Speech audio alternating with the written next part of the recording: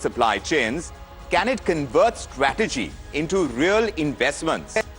Processing capacity and resilience as well is something that the Quad will need to push for. And very importantly, is India going to emerge as a key beneficiary when it comes to that China +1 realignment? So, which is why the big question now, we're talking about critical minerals on the Quad agenda, besides, of course, the supply chains and the trade connectivity.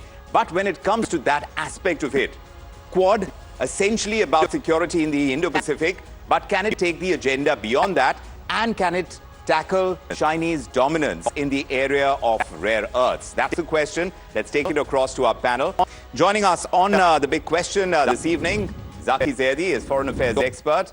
He's also an Iran affairs specialist from Delhi, and he's being joined by Nagarajan Mahadevan. He joins us from Tamil Nadu, Managing Director at Intellis Industries, giving us the manufacturing perspective in all of this. And Hitanshu Kaushal is with us as well, an international mining expert. He too joins us from Mumbai. Great to have you, gentlemen.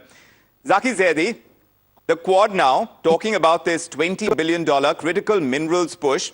So clearly it's going beyond security cooperation in the Indo-Pacific. So is that effectively turning the Quad, you think, into this economic alliance, which is aimed at countering China? Or do you think that's overstating it? Yeah, absolutely. I think... Zaki, perhaps you need to unmute yourself so we can all hear you. Am I audible now? Yes. Go ahead, sir.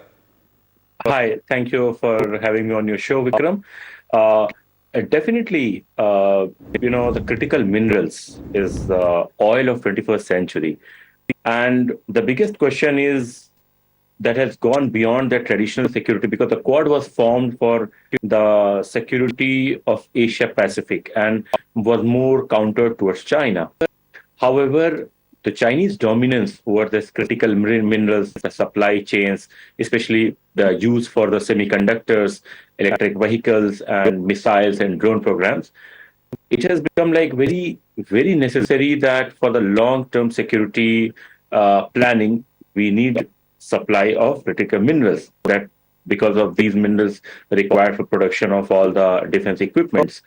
So from traditional security measures to it has effectively transitioned into the economic objectives of collective economic objective of these four Quad countries.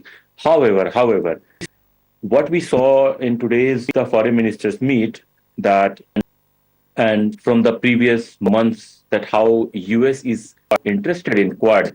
US is far more interested in China, like Trump is more being benevolent towards China there rather than being interested, in the Quad setup in countering this country.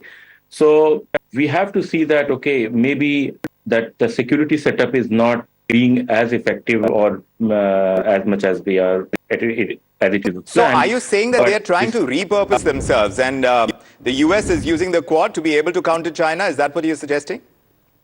Yes. All right. But yes, go ahead. Yeah. Just finish that thought. Yeah. US is like, I'm specifically talking under Trump administration, he is more interested in directly dealing with China and is more benevolent, and because you have seen that how red carpet was put for Trump when he visited Beijing. Yes. So yes, and today what happened that after the foreign ministers meet, there is no decision on when the leadership meet will happen. So I am like personally little bit like wary that how. So you sound pretty skeptical about this. Whether or not this is going to work, you're skeptical. Hitanshu, what about you? Correct. China controlling 70% of mining, nearly 90% of that processing of rare earths. Given that gap right now, how realistic is it that the Quad is going to be the block that is going to help build a full alternative ecosystem, not just mining, but refining and recycling? Is that going to be overstating facts? You think it is possible? See,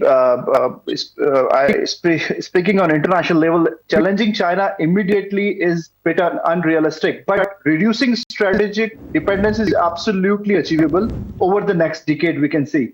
China currently dominates not only the mining, but more importantly, refining, separation, processing, and downstream manufacturing, which is the major 90% Beijing is holding. That is where the real strategy advantage lies. So the Quad countries collectively possess strong capabilities. Like we should focus that Australia has mineral resources, India has a market scale and growing industrial capacity,